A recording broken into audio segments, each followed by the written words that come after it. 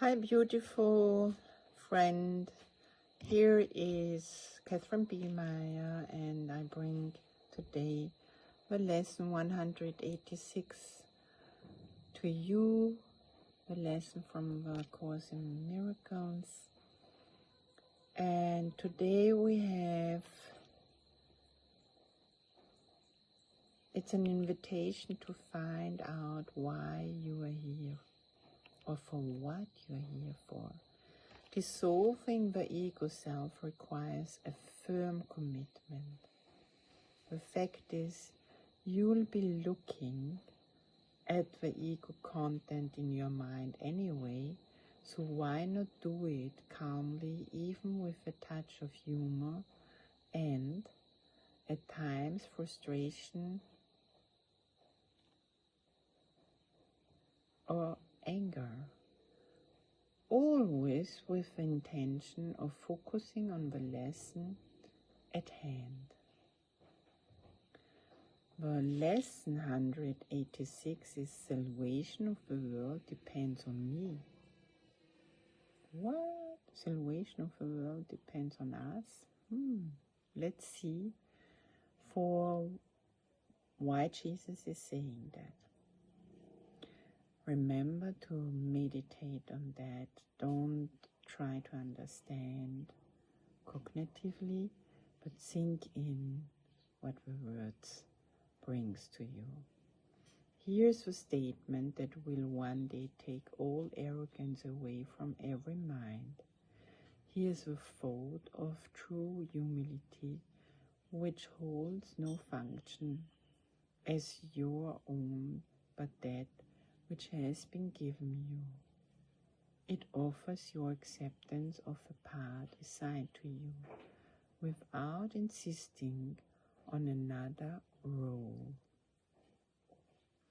It does not judge your proper role. It but acknowledges the will of God is done on earth as well as heaven. It unites all wills on earth in heaven, heaven's plan to save the world, restoring it to heaven's peace. Let us not fight our function. We did not establish it. It is not our idea.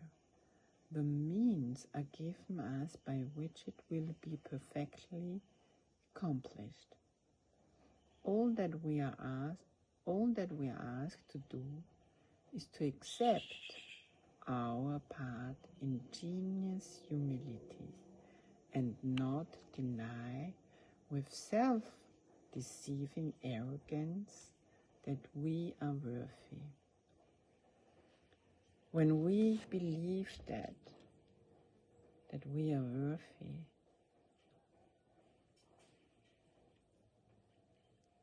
from our ego mind, from our intellect, then it's easy to be arrogant with that. But when you come from your heart, where your heart knows that you are worthy, then it's humility. Check it out.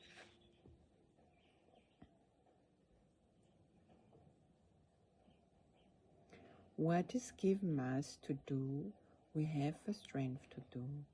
Our minds are suited perfectly to take the part assigned to us by one who knows us well.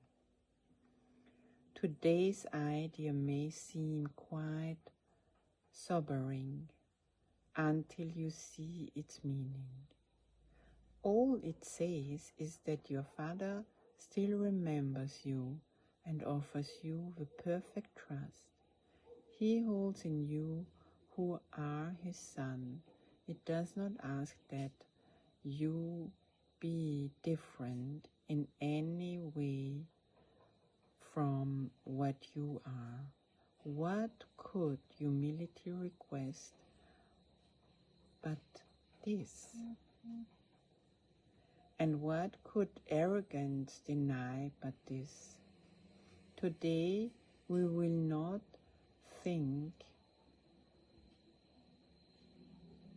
today we will not shrink from our assignment on the specious ground that modesty is outraged. It is pride that would deny the call for God Himself. All fake humility we lay aside today, that we may listen to God's voice reveal to us what He would have us do.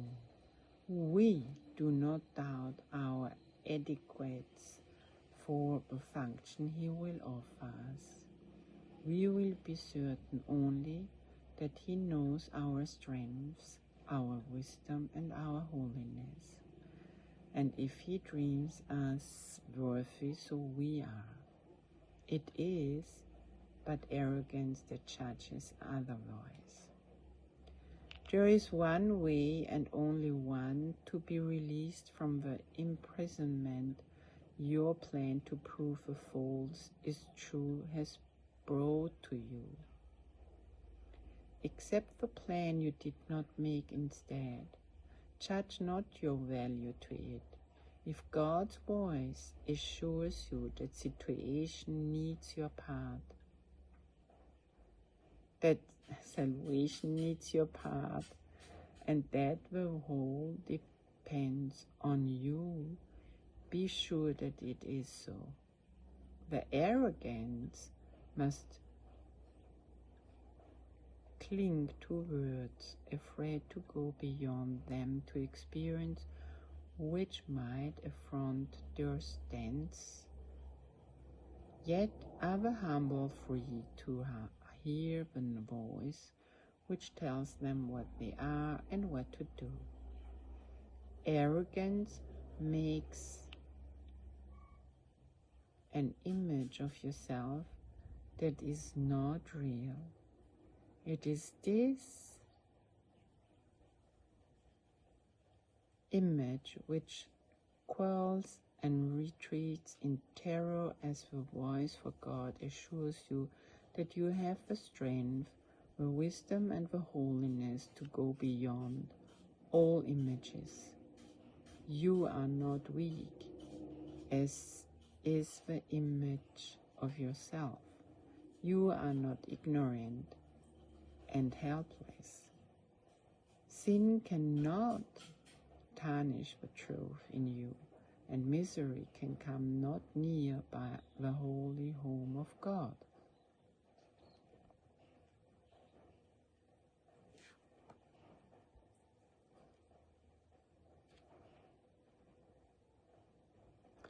All this, the voice for God released to you, and as He speaks, the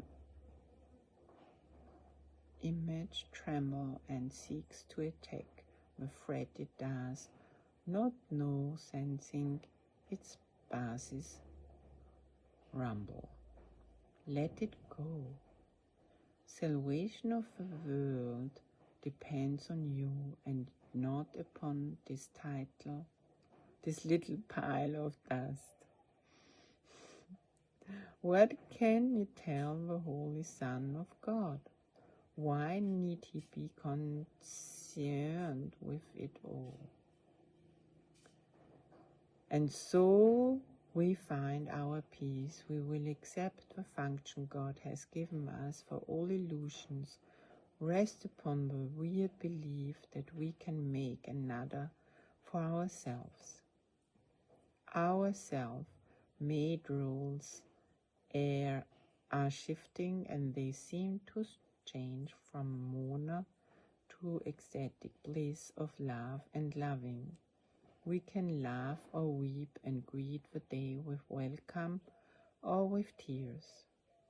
Our very being seems to change as we experience 1,000 shifts in mood, and our emotions raise us high indeed, or dash us to the ground in hopelessness.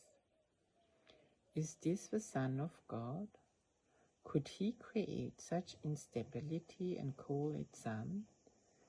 He who is changeless shares his attributes with his creation. All the image his Son appears to make have no effect on what he is. They blow across his mind like wind-swept leaves that form a pattering and instant break apart to group again and scamper off, or like mirages seen above a desert rising from the dust. These unsubstantial images will go and leave your mind unclouded and serene when you accept the function given you. The images you make give rise to but conflicting goals, impermanent and vague, uncertain and ambitious. Who could be constant in his efforts or direct his energies and concentrated drive towards goals like this? The function which the world esteems are so uncertain that they change let 10 times an hour at their most secure. What hope of gain can rest on goals like this? In lovely contrast, certain as the